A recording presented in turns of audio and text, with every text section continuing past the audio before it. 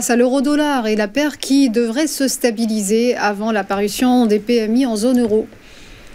Oui, les PMI qui seront publiés vendredi. Donc la descente de l'euro-dollar a continué toute la semaine dernière. La paire a perdu 170 pips et 390 pips depuis la victoire de Donald Trump. Au total, le dollar on est à sa 7e semaine de hausse. Alors, une stabilisation est donc apparue jeudi dernier après la publication des prix à la production aux États-Unis et des ventes au détail. Notamment parce que ce qu'on voit, c'est qu'ils n'ont pas réussi, ces deux chiffres, à faire continuer le mouvement baissier euro-dollar malgré leur bonne révision, surtout pour les ventes au détail, à la hausse, bonne révision à la hausse. Alors le dollar, il semble évidemment suracheté à court terme, mais sa hausse n'est pas pour l'instant équivalente à celle qui était arrivée en 2016. La tendance haussière pourrait donc continuer plus tard, surtout que les mutual funds ne sont pas particulièrement longs dollars et les entreprises multinationales n'ont probablement pas toutes pris encore leurs décisions pour mettre en place des stratégies de couverture et ou d'opportunités après ces élections, donc selon le cas.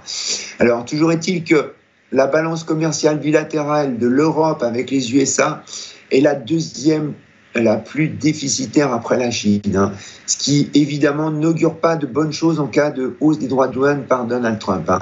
Alors enfin, comme je viens d'en parler dans le point macroéconomique de la semaine, les indices des directeurs d'achat en zone euro donc, pourraient déclencher une nouvelle impulsion baissière euro si par malheur il sortait mauvais. Pardon.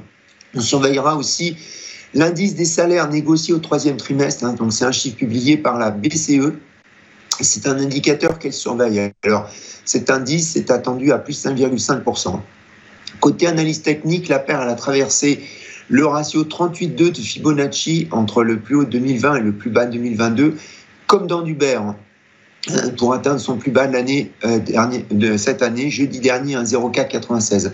Donc, on voit bien là, par exemple, les limites de l'analyse technique qu'il faut toujours surveiller la macroéconomie parce que la force des mouvements ne vient pas de l'analyse technique, mais de la macroéconomie.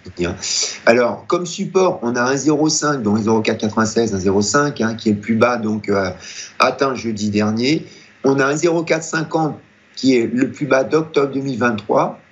Et comme résistance, on a donc 1,06 qui est l'ancien plus bas de mars 2023 et qui est devenu une résistance.